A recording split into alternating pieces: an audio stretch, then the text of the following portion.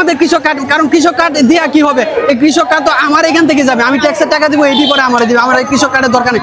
আমাদের যে মানে দৈনিক দ্রব্যমূল্য আছে এইগুলোর ন্যায্য দাম করুক, এবং ধানের বা অন্যান্য মাছ সবকিছু মানে ন্যায্য দাম করুক, আমাদের এইসব কার্ডের দরকার নেই। আমরা 2 বেলা 3 বেলা ঠিক মতো ভাত খেয়ে বাঁচতে চাই, এটাই হচ্ছে আমাদের চাও। আমাদের ফ্যামিলি কার্ড বা কৃষক কার্ড এইসব কোনো কিছু দরকার নেই। আমাদের কীটনাশকের দাম কমাক, তেলের দাম কমাক, আমরা যেন একটা জমিতে কাটা পিসের যেন 500 থেকে 1000-এর ভিতরে করতে পারলে আমরা মন প্রতি যদি 1000 থেকে 1200 টাকা বিক্রি করতে পারি, তাহলে আমাদের মানে হয়ে যায় আর কি অনেক।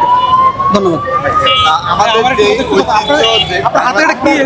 এটা হচ্ছে আমাদের নেত্রকোনার ভাষায় বলে কেওয়া জাল, আর এটাকে বলে চুকরা, অন্য জায়গায় কি বলে আমি জানি না। তো আমি নেত্রকোনা থেকে জাল এবং চুকরা নিয়ে আসছি, মাছ মেরেও নিয়ে আসছি, সাথে এনে বিক্রি করলাম। মাছ বিক্রি করে যে টাকা আছে, এই যে টাকা দেখতে পারেন।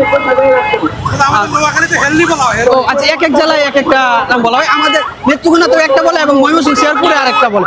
এটাই হচ্ছে বাংলার মানে কালচার আর কি। কিন্তু আমরা এখন হচ্ছে মানে অন্য দেশের একটা আধিপত্য বা কালচার চাপাই দিতেছে, আমরা এটা ভাঙার জন্য আমাদের এই আজকের আয়োজন। এবং আমাদের শহীদ ওসমান হাদি ভাই যে লড়াইটা করতেন এই বাংলাদেশের কালচার বিপ্লবের জন্য, এটাই ছিল আমাদের মানে মূল লড়াই। কিন্তু হচ্ছে প্রেসিসটা আমাদের ভাইকে বাঁচতে দেয় নাই। তো আমরা চাই যে আমার ভাইয়ের বিচারটা যেন হয়, আর সারা জীবন যেন আমরা বাংলাদেশের জন্য এই কালচারটা ধরে রাখতে পারি, এটাই হচ্ছে আমাদের লড়াই থাকবে।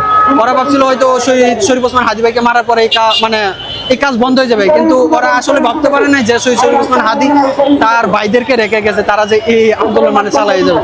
ঠিক আছে, ধন্যবাদ ভাই। বর্তমান সরকারের লক্ষ্যই হচ্ছে কৃষককে আত্মনির্ভরশীল হিসাবে গড়ে তোলা, কৃষককে সচ্ছল হিসাবে গড়ে তোলা। সেই জন্যই এই কৃষক কার্ড আমরা দিয়েছি।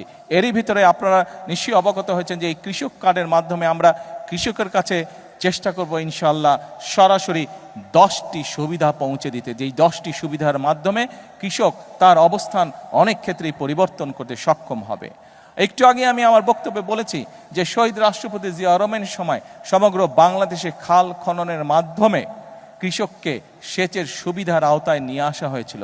আপনারা নিশ্চয়ই খেয়াল করেছেন যে এই কথাটিও আমরা কিন্তু নির্বাচনের আগে বাংলাদেশের মানুষের কাছে বলেছিলাম, এবং নির্বাচন শেষ হবার পরে বাংলাদেশের মানুষের ভোটে আল্লাহর রহমতে বিএনপি সরকার গঠন করতে সক্ষম হওয়ার পরে আমরা সেই কমিটমেন্টও আমাদের প্রতিশ্রুতির কাজ শুরু করেছি আমরা, অর্থাৎ সারা বাংলাদেশে আমরা খাল খনন কর্মসূচি করে শুরু করেছি।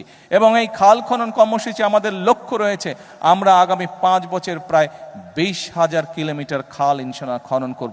দেশের ভিতরে অনেক জায়গা আছে যেখানকার কৃষকরা এমনকি বর্ষার সময় পর্যন্ত পানির কষ্ট তাদেরকে ভোগ করতে হয়।